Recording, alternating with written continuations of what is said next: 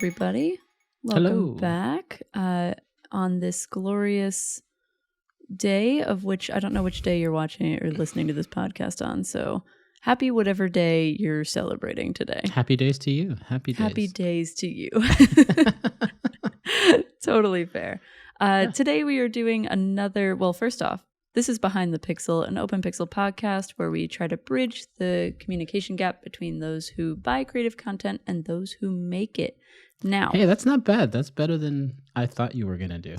I'm on it 24/7, you know? I live, eat, and breathe this podcast. That's not true at all. I have a very healthy boundary.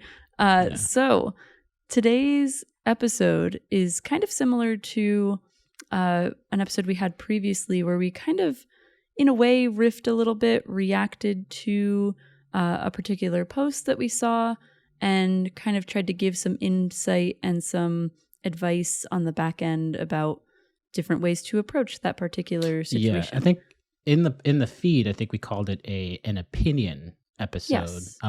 That's what I tagged it as. So every once in a while we'll do that. And there will still be some hacks and BYBs and things like that. But yeah, this is just a way to sort of fill in the times when we're busy and don't have that much time to prep. I think that's, sure. I guess that touches a little bit on the subject of today's topic as well. Okay. Just in the idea of, well, we'll get into it. Let's just jump right in. Let's see. Okay. What do you got? You ready? Do you have any other plugs or any other things you want to get to? I got a haircut.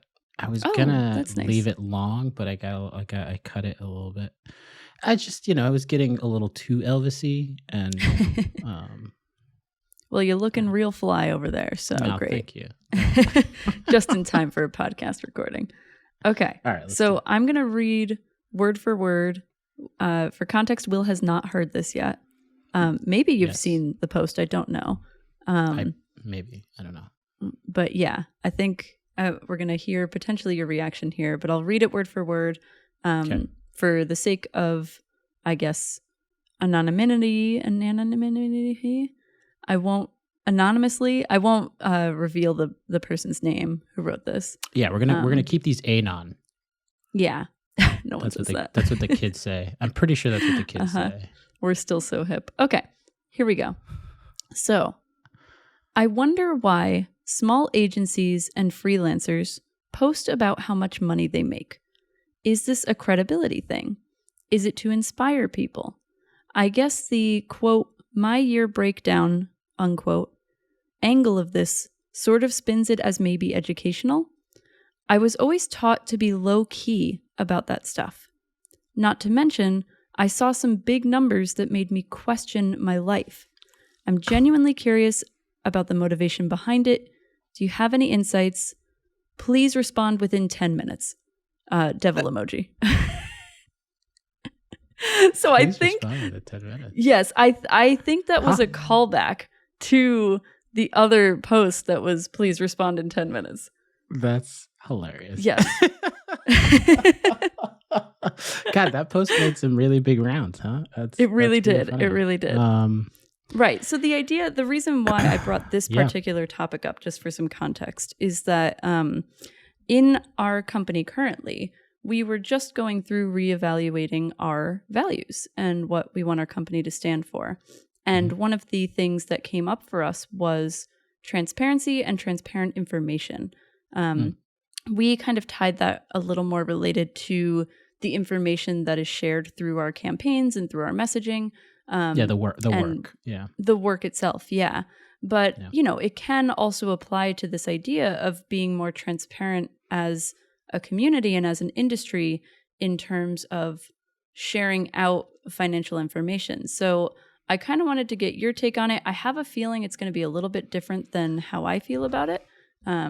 But yeah, any initial reactions or thoughts? I think. Yeah, it's healthy to have two perspectives here. My initial reaction was like, that's a great point. I actually had the same feeling when I've seen those posts. So for those of you who don't know, maybe aren't as active on LinkedIn. I don't know. I've only seen them on LinkedIn because that's the platform I use mostly. Although I am getting an Instagram. Shh, Oh, don't there's the tell anyone. plug. I know. So I think transparency is great. I am all for transparency, and I think it's your right to talk about your numbers if you really wanted to. I think one of the things inside of our industry as like artists, or VFX is slightly different, but kind of in the Mhm. same boat. It's the artist doing the work behind the scenes, and oftentimes the people running the show, the people who are owners like us, or big giant corporation executives that have boards and things like that, they, in my opinion, are structured so that information doesn't spread. Right. And there's been a lot of other things that pop up legally. Like, I think in New York now it's illegal to ask about your prior pay or something like that. There's like laws Oh, around asking about right. pay and If you're disclosing that interviewing for a information. job. Yeah. Yeah. Exactly. Yeah, during interviews. Yeah, sorry. Yeah. So, I think it's part of today's sharing generation of being like, "Hey, this is what I make, and this is how I made that." And I think Right. that there is some value to that as a fellow freelancer, someone who's probably doing something very similar. You might feel like that's a really good insight into how they did it. How do they make that much money? And if Mhm. they broke it down by like client type, I've seen that. Mhm. I've seen some like, here's my lowest and here's my highest paying job. You might not feel so alone in trying to figure out, did I make a lot of money? Did I not make a lot of Right. money? Like, why was it so low this year or high this year or whatever? Like, I think that's a good thing. Like, I think sharing your numbers is fine, honestly. I think I'm coming to that conclusion. I can see why it would make you question your life choices, because some artists make way more than other artists, and we run a studio, we make probably more than a singular artist. So like, there's different reasons for that. And we could break down those reasons. There's, obviously artistic skill, but also the clients that you hold. There's also like your level of communication with the client. How well you communicate is a really big factor. And I've heard it in a lot of podcasts and a lot of places where like the communication is actually secondary to like the artistic work. So a lot of folks try to like, artistic work is still super important, but like it's not as important as being able to communicate clearly, understand the problem, figure out how your artwork is going to benefit their pipeline or their workflow, and the end result of the piece, right? And this, I'm just talking about animators, not necessarily designers, Yeah. or Yeah. it's a different workflow or approach depending on what type of artistic work you do. So, yeah, I think it's a good thing. Honestly, I do see why it might be harsh and jarring, and I think there was another thing in there in that post that said like I was taught to like keep this low key, and I think Yes. that Yes. is, yeah, that's like bad. Yeah. Right. That It's gives been me vibes ingrained. of like, yeah, that gives me vibes of like, don't talk about your feelings, kind Yeah. of, or Mhm. don't bring up a certain thing that's going on in your life because it might be seen as bad, or like whatever. Keeping stuff in is never good. And I think part of don't talk about money or keep money to yourself or anything like that. Now that said, do I feel like sharing my numbers? No, not necessarily, because no one is So, asking me about it. Yeah, no one is Mhm. asking me about it, and I also, I just don't want to. Like, Now this is where, this is where the idea of and this is where I knew you would take it, because I know that like as a company we have not shared our financial information. we have not. I think it would depend on the intention behind it, right? Because some of the comments that I saw were talking, on the one hand, you're talking about the idea of like deconstructing that idea of like everyone needs to keep their finances closed and not share anything out so that we're more competitive or less good, whatever that reason might be. Mm. And then which I agree with, the idea of deconstructing this and being able to openly share this is what we're making and why. But then there's also this idea of like, depending on, in a way, what your actual numbers are, it could be seen as a form of clout. Like you're trying to say, like, look how great we did this year. And it really depends on like how you're talking about it, how you're framing it, like what the intention or the goal is behind sharing. And so I think that there's something to be acknowledged there, that I support the idea of talking about like even Open Pixels finances. We might disagree on that side, but I believe in that idea of saying this is why it's important to share it, as opposed to just saying, okay, everyone's doing a year-end review. Here's my year-end review, which is different, I think, than stating this is what somebody could learn from it. Yeah, I think that's what's missing for me from that kind of post. Like, there's no teaching there necessarily. There have been some that I mean, again, I think you hit the nail on the head. Is like what your intention and what your messaging is behind that type of post. I think if you frame it around the education, this is how I got here. I did this. Like, you should do the same thing or something similar. That might be more helpful than just like, here are my numbers. Because I think here are my numbers kind of skews it towards, hey, look at me. This is what I did. And like maybe there's right, you could do it too, but yeah. You need the how, right? Like you how need the how. It's how the you got there. Yeah. And then the other thing too is that I don't want to derail the idea that you're an artist because of money. Like there's there's a form of like, hey, this is how much money I made. You should be making that same amount of dollars.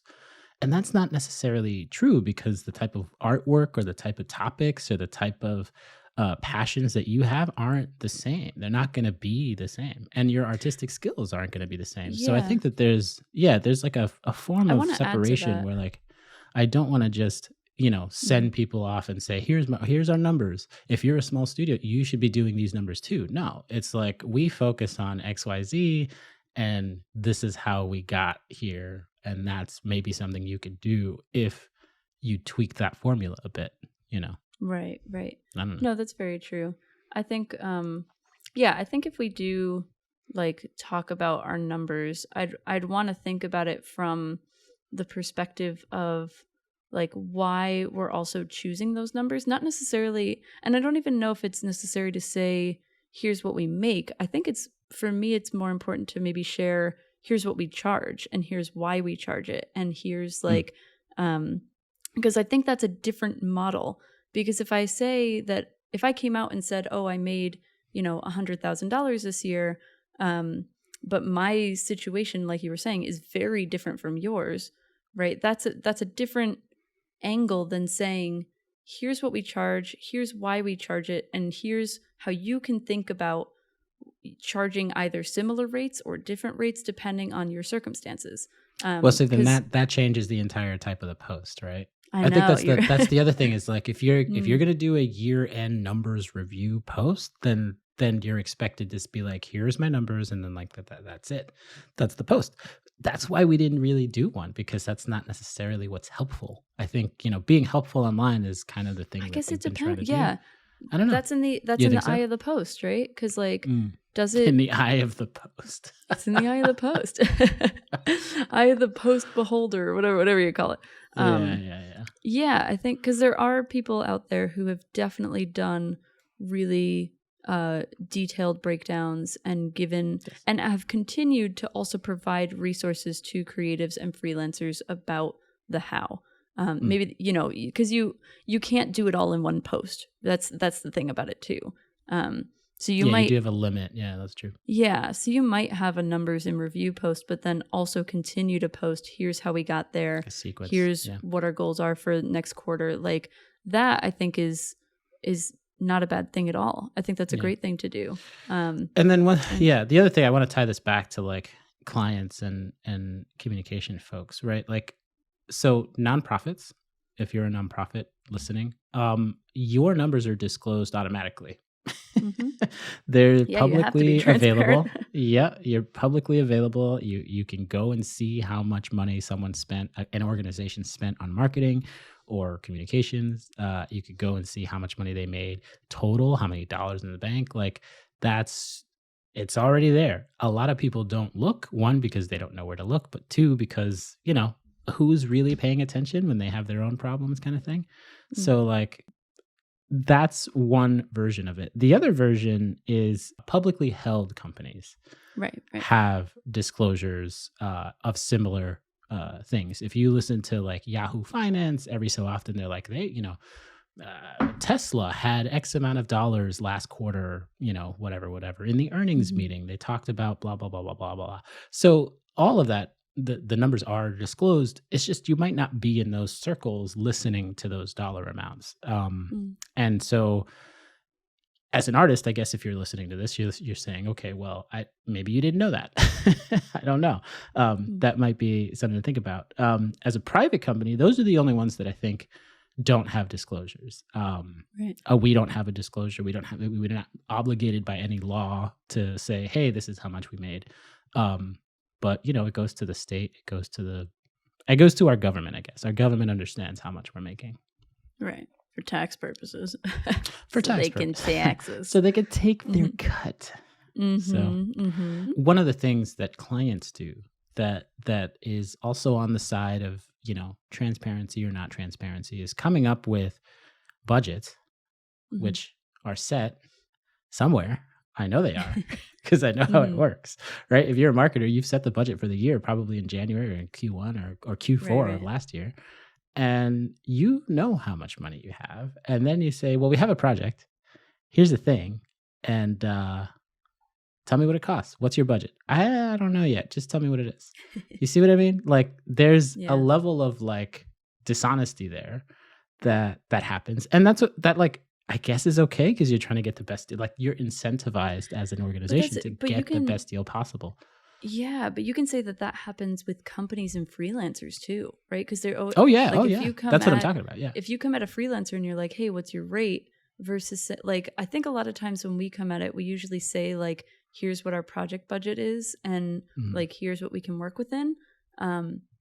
And then also saying like we want to hire you for the rate that you have. But this is our limitations. Like I think that and if they ever ask why, I usually break it down really deeply. So yeah, I feel like there's that level of transparency that has to happen within the organizations too. You're right, within the client, vendor relationship and within the studio freelancer relationship for sure. Yeah, and I it's kind of asking the question of like, if a client comes to you and says like, I have this project. What's the budget? I don't know. Tell me what it will cost. Mm-hmm. And to me, I kind of want to say, well, I don't know what it will cost. Tell me what your budget is. Like, there's a level of pushback There's that you always could that, do. yeah. Yeah, I don't know. What's your budget? I don't know what it. Like 10%. The And then power this play. is where I think that value based pricing comes in. Well, Yes. what's your goal, and Mhm. how are you trying to get there? Mhm. Let's help you get there, and you pay me 10% of getting there. And Yeah. what's that cost to you? What is it worth to you to do this thing? And I think Mhm. it's a much better model. I'm not saying we practice it here, but having that conversation is very important, and just taking the leap to say like, hey, and for marketers, communication people, nonprofits, people who are in the buying position here, that expect that to come at some point from more people, because that's the whole idea. Like the only reason you're hiring me is because you have a different goal. You have a much more broader, here's what I'm trying to do to, this audience, or here's what I'm trying to say, or here's what I'm trying to accomplish. Let's help you Right, get right. there, right? Let's help you get to that place rather than saying, Mm. oh, what are the dollars and cents that are going to get us to this place? Yeah. So. I'm totally with you on the value-based pricing side, and right for our transparency's sake, we use a day rate currently, which is a little bit different. We use a day than- rate on a sliding yeah. scale depending on the type of project, the style type, Mhm. which I think we've talked about so many times, and yet no one really gets it. style type changes. It's really a 4-quadrant style type thing. And I can reveal That's a an little. episode for another day. You don't want to talk about it? Okay. Yeah. We should. No, we should. I That's a absolutely tease. think That's we a should. tease. That's a tease. That's a tease for There you go. future There you go. conversation. Yeah. Yeah, because I think that Yeah. I don't think I would actually ever disclose my numbers, honestly, because every year is different. Every year is like it's super high or super low, and like it's a roller coaster. It's a roller coaster, it truly financially. When you own a business. Well, I think I also want to acknowledge there that might also depend on your financial structure. Right. In our case, I'm happy to share that like we basically bootstrap everything. So we don't have investors, we don't have loans, we don't have debt, which is a wonderful thing. We have a tiny bit of debt because we have a credit card, but that's true. You know, we pay it off every month. But that's like our personal choice in terms of how we managed our finances. And so I think it's probably where I feel the need to share transparency is on that front, to tell people like these are the different types of financial models you can get into. Here are the pros and cons of it. And you know, as owners, I think it's also important to like this dynamic right here of like I would personally be comfortable sharing our numbers and Will's not as comfortable. Like it's my responsibility as an owner and a leader and somebody who respects Will to also be mindful of his boundaries here. And so like, you know, if you don't see a post about us sharing our numbers, you can just blame Will. That's really Oh wow.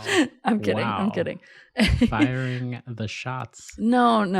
I think it's no. more, That's fine. Blame me. No, you know what absolutely. I will take that. No, blame. but there is something to that I don't think we talk about a lot in terms of like owners having, and I think we should get into this more, but just the idea that like as owners you might have differing opinions, and how you go about making decisions is going to be reliant on where you both trust each other, where you both like are comfortable, where you're both like, this is a boundary and I'm not going to cross it. Like, you know what I mean? There's something to that too. I think there's a different dynamic from sharing your numbers when you're an individual versus you're like in a multi-person company, in terms of founding and like investor structure and all that kind of stuff. Yeah. That's a good point. As an individual, you could just share whatever you want. One thing that it just reminded me when you're talking is one of the bigger reasons I think that I don't want to share my numbers or our numbers is because of the post that you just brought up. Like the fact that you like this person's like, it made me question everything about my life.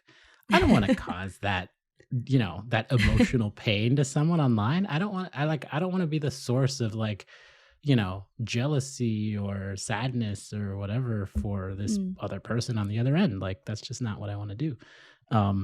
So, you know, I could see how a post like that could lead there very easily, very quickly to be like, oh my God, I've been doing animation for, you know, 20 years. And this person who just started is making 10 times more than I've ever made in my life. Like that's huge. Like, you know, right. I don't know. It's I just don't social media is a very easy place to kind of start feeling that self-doubt and that insecurity about what you're doing. So I totally get where you're coming from. I think that I will say to those who do post and are transparent about their numbers, I say more power to you. If you like, you know, if you're educating along the way and you're teaching people how to do it, like awesome. And like, I think we're happy to support on that front. And so I think our like, you know, sure, maybe I'm speaking on behalf of both of us, but I feel like I'd want to join in on that conversation of at least the education aspect of it. Of the how. Of the how, for sure. Yeah, that's where I can stretch to you and compromise on, on one not of the sharing numbers. Yeah, the other thing that's in my head too is that like, you know, our industry, again, artists working behind the scenes, making it happen.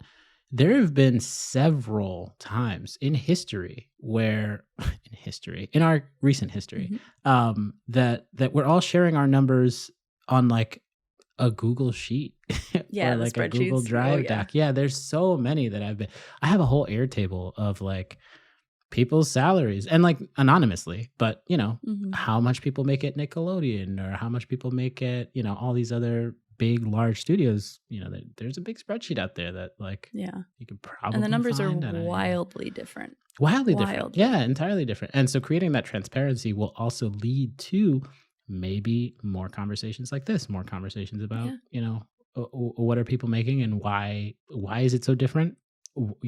How come females are making less? Why are minorities making less? Why are, how come one person who's been in the industry is making way more than this person? Like there are different answers to that. Some of them are great and acceptable. Why is there a job? Some of them are not for acceptable. An AI role that's $1 million a year. $1 million AI role. Yeah, I wanted to apply to that, but that just it's not going to work out for me. Yeah, I think oh God, I don't think we could ever work together if you did that. You don't want me to just type away my creative thoughts? Boy. That's basically what I did. Topic for another day. Let me just type in my creative thoughts. Eventually, Elon Musk will create the Neuralink, and I'll just be able to think my creative thoughts, and then it'll happen.